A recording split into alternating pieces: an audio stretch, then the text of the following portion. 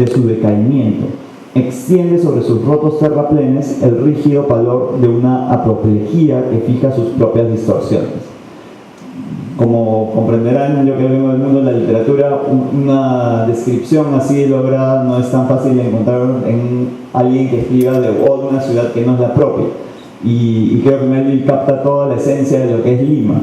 Y esta descripción, que es ya muy reconocida, digamos, una figura literaria del cielo sin lágrimas, es creo que notable para un escritor que es un viajero que pasa por aquí y que ve Lima y que incluso, digamos, en términos reales, pasó por aquí en una época en la cual era nuestro verano. O sea que debió haber visto probablemente el sol, pero se lleva la impresión de esta ciudad sin lágrimas, en la cual no llueve, en la cual escasea el verdor y pese a eso muestra también las ruinas de la ciudad, ¿no? La antigüedad de la ciudad. Hay más descripciones, de una breve descripción después, en la cual se menciona algo muy interesante, que es Lima la pervertida. Unos hombres que están en un bar que, según los estudiosos, fue un bar que existió de verdad, que se llamaba La Bola de Oro, pero que estaba en el Callao.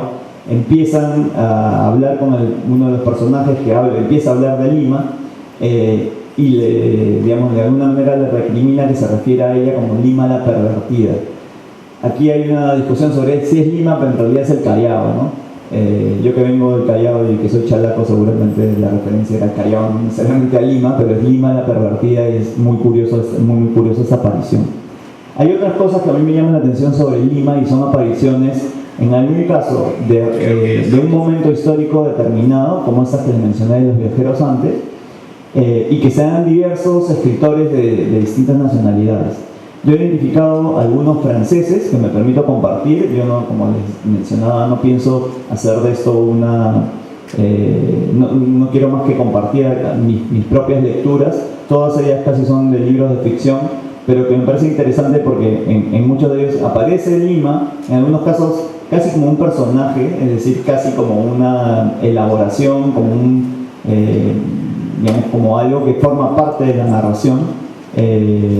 Y son interesantes porque algunas no son muy conocidas y algunas otras las he descubierto con ayuda de amigos y otras las he descubierto por mí mismo. Uno tiene que ver con la aparición de Lima o de revoluciones que ocurran en Lima.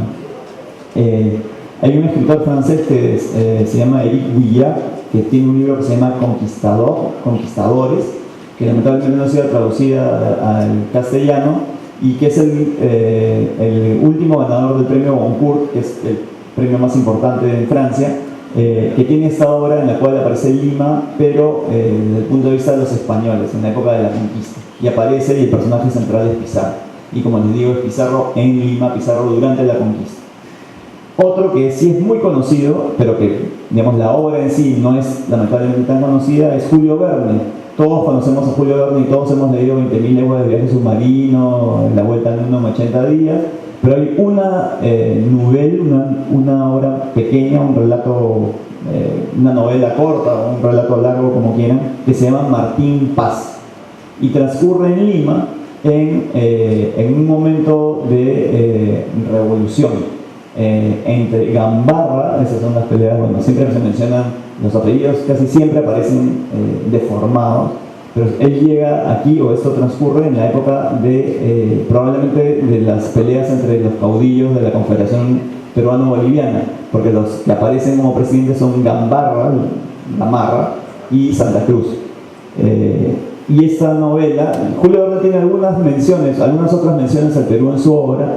Tiene de hecho una que transcurre en la Amazonía, que se llama La Yangada, pero esta Martín Paz transcurre íntegramente en el Perú y es muy interesante porque los personajes son todos peruanos y transcurre sobre todo en Lima, en una Lima de revolución. Hay otro escritor francés que viene, digamos, temporalmente más, se acerca más a nosotros, se llama Paul Morand. Paul Morand fue un diplomático y escritor que vino al Perú en los años 30 y escribió una obra que se llama Los últimos días de la Inquisición, que sí está traducida, lo tradujo, de hecho con auspicio de la Embajada Francesa, se tradujo hace como 10 o 15 años, y es una obra notable porque efectivamente lo que termina describiendo Es una época pre-revolucionaria en Lima, la Lima de los años de la independencia, pero que se mezcla porque es en realidad los últimos días o la última parte de la Inquisición peruana. Y es una gran novela que lamentablemente también es poco conocida. Y hay otro escritor que escribió esta novela en 2008 que se llama Olivier Roland, que tiene una novela que se llama El cazador de leones, que en realidad no centra la narración en el Perú, pero en la cual sí hay una gran aparición del Perú en un momento también de revolución. Es el año 1872, en la revolución de los hermanos Gutiérrez, que es un elemento central dentro de esta novela. Este episodio histórico que termina con la, digamos, con la muerte de los hermanos Gutiérrez es descrito también en esta novela de este autor francés Olivier Roland. Hay otra cosa que me interesa a mí sobre Lima, que es la aparición de algunos personajes y un personaje especialmente. Una de las cosas que aparecen siempre en la narración, sobre todo de viajeros, evidentemente, pero también en la ficción digamos, no hispanoamericana, es la figura de la mujer peruana.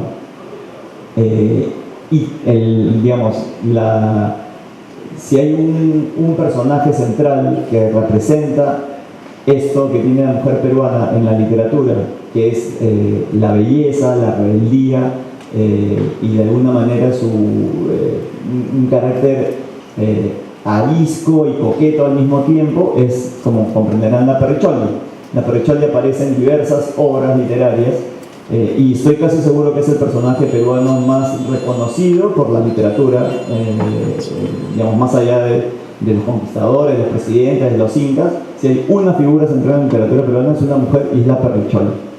La Perricholi aparece en muchas de en estas crónicas de viajes, en algunas obras menores, pero aparece sobre todo en una obra muy importante del siglo XIX, que es una obra de teatro de Prosper Mérimée, que se llama La carroza del Santo Sacramento, y que tiene como eje digamos, la vida de la Perricholi, pero sobre todo este contrapunto que hemos visto hasta en series y películas de la Perricholi con el virrey Amat, ¿no? Mucho de la caracterización de lo que tenemos hasta ahora como imagen de la Perricholi en realidad viene de la ficción, porque no recuerdo quién ahora, ustedes que son historiadores seguramente se recordarán quién hace el análisis del personaje de la Perricholi, que es bueno, lo hace Fred Ronner en Historia Secreta del Perú, pero eso es para historia, si tienen, o historia casi paranormal. Pero aparece, la Perricholi en realidad fue una actriz, pero fue también una mujer de éxito digamos, como productora de comedias y de teatro.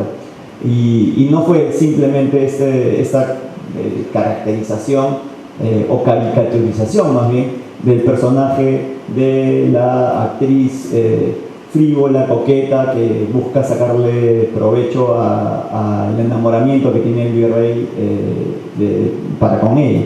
Entonces, esta aparición de la Perricholi se da en esta obra de Mérimée, y después hay una gran novela, probablemente para mí la mejor novela que se haya escrito tomando al Perú como centro de la narración, que se llama El puente de San Luis Rey.